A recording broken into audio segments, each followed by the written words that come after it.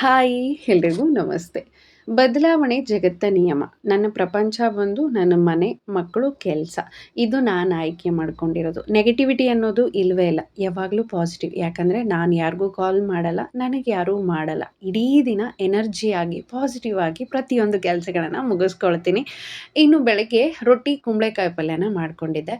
So ಮಕ್ಕಳಿಗೆ ತುಂಬಾ ಇಷ್ಟ ಆಗಿತ್ತು. ಬಾಕ್ಸ್ ಎಲ್ಲ ಕಂಪ್ಲೀಟಾಗಿ ಖಾಲಿ ಮಾಡ್ಕೊಂಬಂದಿದ್ದಾರೆ. ಮಕ್ಕಳ ವಿದ್ಯಾಭ್ಯಾಸ, ಅವರ ಬೆಳವಣಿಗೆ, ಅವರ ಆರೋಗ್ಯ, ಈ ಖುಷಿ ಮುಂದೆ ಬೇರೆ ಯಾವ ಖುಷಿ ಇಲ್ಲ ಅಂತಲೇ ನನಗೆ ಅನಿಸುತ್ತೆ.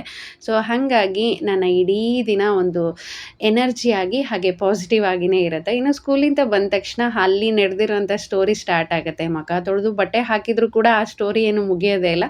ಇನ್ನು ಮಕ್ಕಳಿಗೆ ಮನೆಯಲ್ಲೇ ಮಾಡಿರುವಂಥ ಹೆಲ್ದಿ ಸ್ನ್ಯಾಕ್ಸ್ನ ಹಾಕ್ಕೊಡ್ತಿದ್ದೀನಿ. ನನಗೊಬ್ಬರು ಕಾಮೆಂಟ್ ಹಾಕಿದರು, ಹೇರ್ ಕೇರ್ ಬಗ್ಗೆ ಹೇಳಿ ಅಂತ ಹೇಳಿ. ಇವತ್ತಿನವರೆಗೂ ಹೇರ್ ಕೇರು, ಸ್ಕಿನ್ ಕೇರು ಅಂತ ಸಪ್ರೇಟಾಗಿ ನಾನು ಏನೂ ಮಾಡಲ್ಲ. ಅದಕ್ಕೆ ಟೈಮ್ ಇವತ್ತಿನವರೆಗೂ ಕೊಟ್ಟಿಲ್ಲ. ನನಗೆ ಮನೆಯಲ್ಲಿ ಕೆಲಸ ಮಾಡೋದಕ್ಕಿರೋಂಥ ಇಂಟ್ರೆಸ್ಟು ನಾನು ಕೊಟ್ಕೊಳ್ಳಲ್ಲ.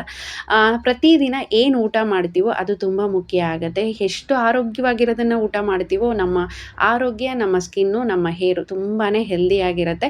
ವಾರಕ್ಕೊಂದ್ಸರಿ ತಲೆಗೆ ಎಣ್ಣೆ ಹಚ್ಬಿಟ್ಟು ಸ್ನಾನ ಮಾಡ್ತೀನಿ ಅಷ್ಟೇ. ಇನ್ನು ದೀಪ ಹಚ್ಚಿ 1 ಕಪ್ ಟೀನ ಕುಡಿತಿದ್ದೀನಿ. ಮಕ್ಕಳದು ಟ್ಯೂಷನ್ ಟೈಮ್ ಆಯಿತು, ಅವ್ರನ್ನ ಕಳಿಸಿ ಜಿನ್ನಿಗೆ ಹಿಟ್ಟನ್ನು ಕಳಿಸ್ಬೇಕಿತ್ತು.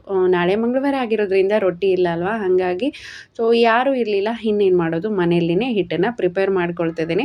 ಮಕ್ಕಳು ಟ್ಯೂಷನ್ನಿಂದ ಬಂದ ತಕ್ಷಣ ಇವತ್ತು ನೈಟ್ ಊಟಕ್ಕೆ ಚಿತ್ರಾನ್ನ, ಮಧ್ಯಾಹ್ನ ರೈಸ್ ಊಟ ಮಾಡಿರಲಿಲ್ಲ. ಸೊ ಅದನ್ನೇ ಮಾಡಿಕೊಟ್ಟಿದ್ದೆ. ಮಕ್ಕಳನ್ನ ತಿನ್ನಿಸಿ ಎಕ್ಸಾಕ್ಟ್ 9ಕ್ಕೆಲ್ಲ ಮಲಗಿಸ್ತೀನಿ. 9ಕ್ಕೆ ಮಲಗೋದು ಬಂಗಾರ, 10ಕ್ಕೆ ಮಲಗೋದು ಬೆಳ್ಳಿ, 11ಕ್ಕೆ ಮಲಗೋದು ಕಬ್ಬಣ ಅಂತ ಹೇಳ್ತಾರೆ. ಸೊ ನೀವು ಯಾವುದು ಅನ್ನೋದನ್ನು ಡಿಸೈಡ್ ಮಾಡಿ. Please subscribe. Thanks for watching.